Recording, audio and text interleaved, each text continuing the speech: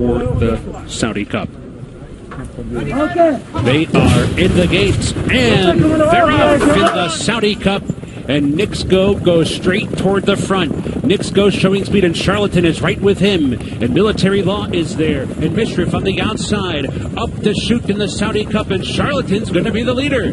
Charlatan's that outside post has come on to take over the lead from Nixgo, who backs off into second. So Charlatan takes the race to Nixgo right off the mark. Nixgo back into second. Mishrif toward the inside is racing in third. Extra Lucid moving up into fourth. Right there to Military Law in fifth. Tacitus is not far behind. Tacitus is racing in sixth. Sincere is now seventh. Great Scott moving up on the inside from eighth. Global Giant is now ninth. The Reeve was in 10th. Bangkok is 11th. Sleepy Eyes Todd is in 12th. Japan's Chuo Wizard is second to last. 9 lengths off the lead as they move into the far turn. Max Player is the trailer. Nixgo comes on through to take the lead. Charlatan sticks right with him. And the race is on round the far turn in the Saudi Cup. Charlatan on the outside of Nixgo. Nixgo grinding it out. Charlatan right there too. Mishrif under pressure back in third. Tacitus is asked to go now. Great Scott angles to the outside for the final quarter mile. They're coming for the top of the stretch. Charlatan has shrugged off the challenge of Nixgo. Charlatan turning for home in front.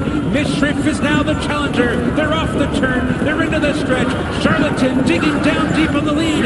Mishrif desperately trying to get by. Nixgo's been defeated. Great Scott and Tacitus coming down to the final 100 meters. Charlatan has to fend off the oncoming Mishrif. Mishrif is roused to the lead. Charlatan tries to fight back. It's doing so. Mishrif, Charlatan. Mishrif conquers the cup. An upset winner, defeating Charlatan. Great Scott. Nixgo settles for fourth. Sleepy Eyes Todd was fifth. It's Mishrif in Saudi.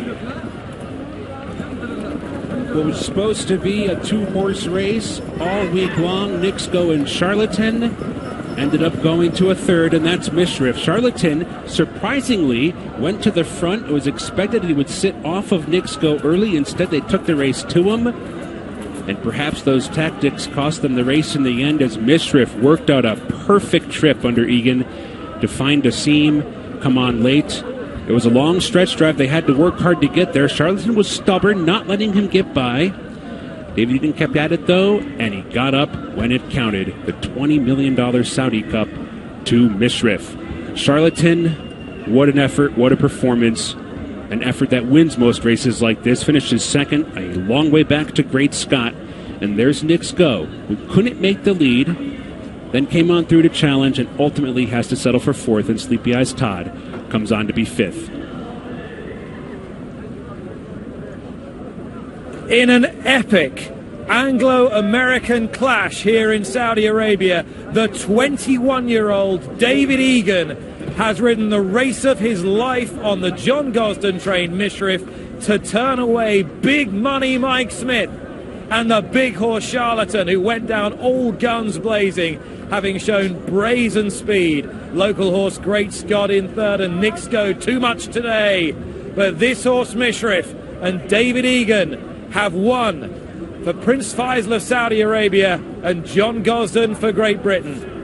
What a horse race, what a clash between two continents and two top-class horses. Classic winner beats Baffert's best. That was an amazing ride from young David Egan. He didn't let the top two horses get out of his sight. We talked about this horse not having a huge turn of foot. He didn't need it because David kept him in touch the entire way. When Charlatan cut the corner, he started to eke up that advantage, and down the lane, he just outwore him. Charlatan had to put up a fight early on. Mischief was able to save something. What a phenomenal effort down to the lane.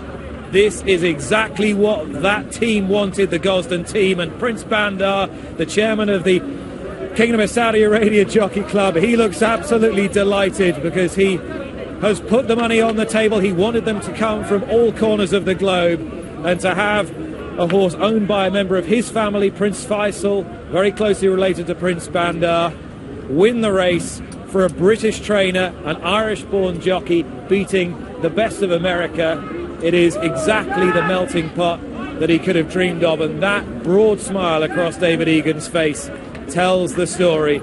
of a very cool ride, a very talented jockey, and a very, very good racehorse, a tough racehorse too. Things have just gone right for this team all week long. They wanted an outside draw. They got an outside draw. They were able to sit right off the speed. They had no traffic to get through. He ran so bravely last year in defeat in the Saudi Derby, and he showed that he was no fluke on the dirt, and he is getting a massive round of applause right now. I'm covered in goosebumps, Nick. This is lovely to see.